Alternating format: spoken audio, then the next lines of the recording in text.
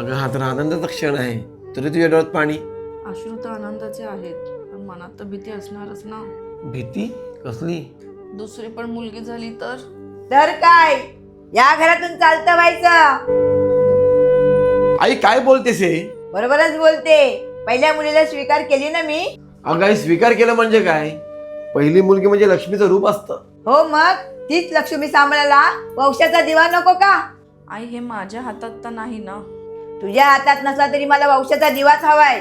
आई मला एक सांग, ताईला पहिले मुलगा ना, हो, मग तिला दुसऱ्या बाळासाठी तू हट्ट का पकडला होतास? कारण घरात एक मुलगी पण असावी. आणि देवाच्या कृपेने तिला मुलगीच झाली.